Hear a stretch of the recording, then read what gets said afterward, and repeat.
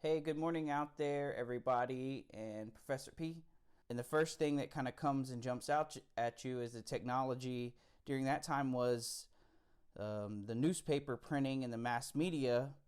And it kind of brought out, as the text said, the artist could kind of be their own publicist during that time. You have to go back during this time of the 1840s through 1880s was kind of the French Revolution had started. A lot of rebellion going on during this period, and kind of throughout all of these movements, it is a general consensus that rebellion and against the system seems to me that's where a lot of the art is inspired from, and we'll kind of dive in through some of those.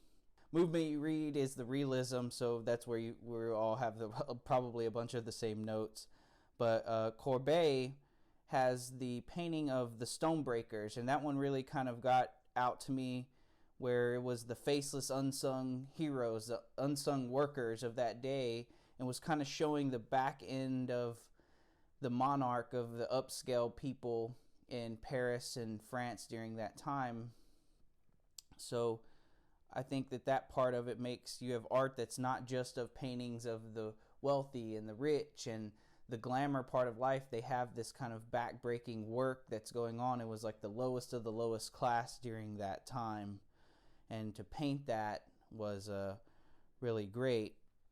We move down towards the arts and craft, and you see it, and again, it's a revolt towards the Industrial Revolution. So now you're kind of we're building up. It's during the 1860s, 1920s. We're getting into the turn of the century during this time, and you start seeing the advances in textiles used by a company, Morris. So they started creating like the curtains, and that became art, where it was art within your home. And the same thing we move on to in the Impressionism, women being portrayed outside of what society had thought they should be, and just being, it was really risque. Even me seeing it was the painting of Manet. Let's go with that, Manet. He has the two nude women with the clothed men, and it's called Luncheon on the Grass. And the woman in the front, and she's just kind of laid back, and she has this like look of rebellious look to her. And it's getting, now we're moving from that way that Courbet had painted the Stonebreakers, so we're getting into the way that George Seurat, maybe, and his Sunday Afternoon on the Island of Grande, Jatte. Maybe that's it. And you're seeing that it's now this countryside, and it's something that makes you feel, not so much something that makes you think, in a way that in the realism that Courbet had portrayed in the Stonebreaking painting. It's quite different. And as I move into the symbolism, which is now towards the turn of the century, we see that there's more abstract meaning and express more psychological truth.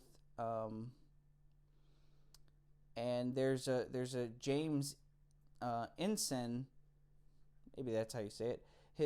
He has a painting, Death and Masks, and that one, out of the ones that I looked at, really caught my eye because it was this grandeur, kind of bourgeois people of Paris and France and that era of European. And my first question, I think, when I saw this is what mask do we still see worn by our elitists and our celebrities today that underneath are still hiding this ugliness, as if it was the skull and this darkness that's underneath us.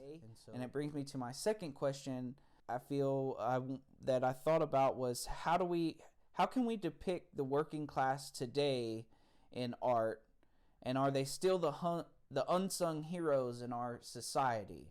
I think that's kind of it. I don't really know because this is my first time to do a class like this. So that was my take on this week's readings and going through everything. And I will see you in 2 weeks. Thank you. I appreciate you listening. Bye.